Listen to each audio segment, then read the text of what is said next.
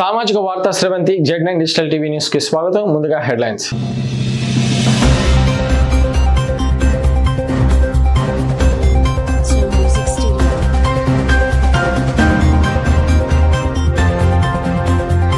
కృష్ణా జిల్లా Machilipatnam మస్సుల beach festival లో పాల్గొన్న భైరవ మూవీ టీమ్.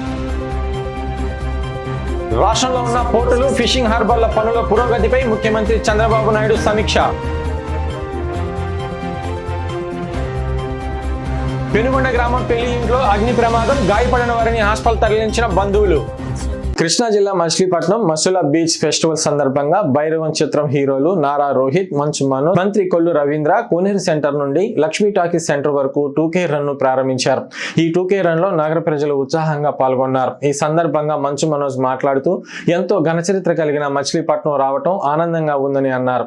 ఎన్నో వరదలకు తట్టుకొని నిలబడిన నగరం మచిలీపట్నం అని మసుల బీచ్ ఫెస్టివల్ ద్వారా మచిలీపట్నం పర్యాటకంగా అభివృద్ధి చెందుతుందని అన్నారు.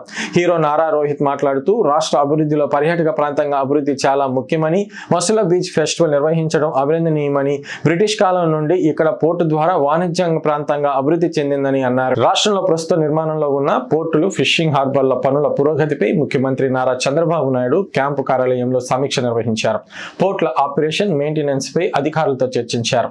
రాష్ట్రంలో 2026 నాటికి మచిలీపట్నం, రామాయపట్నం, మూలపేట, కాకినాడ గేట్వే పోర్టులతో పాటు జువ్వలపాలెం, దిన్నె, నిజాంపట్నం, మచిలీపట్నం, ఉపాడ ఫిషింగ్ హార్బర్ నిర్మాణాలను పూర్తి చేయాలని ముఖ్యమంత్రి అధికారులను ఆదేశించారు. గ్రామంలో కొండపల్లి వారి వీధిలో నివాసం ఉంటున్న ఇవ్వల నాగేశ్వరరావు ఇంటిలో అతని కుమారుడు శ్రీనివాసరావు వివాహం బుధవారం జరగవలసి ఉంది. వివాహానికి వచ్చిన బంధువులకు మంగళవారం ఉదయం 9 గంటల సమయంలో టిఫిన్ తయారు చేస్తుండగా గ్యాస్ స్టవ్ పైప్ లీక్ అయ్యి అకస్మాత్తుగా మంటలు చెలరేగాయి. వంట చేస్తున్న బంధువులకు తీవ్రంగా గాయపడ్డారు. దీంతో అందరినీ పెనుగొండ ప్రభుత్వ ఆసుపత్రికి చికిత్స కోసం తీసుకువెళ్లారు. ఎవరికి ఎలాంటి ప్రాణాపాయం లేదని వైద్యులు చెప్పారు. ఈ వార్తలు ఇంతటితో సమాప్తం. Stay tune with Z9 Digital TV for unlimited entertainment.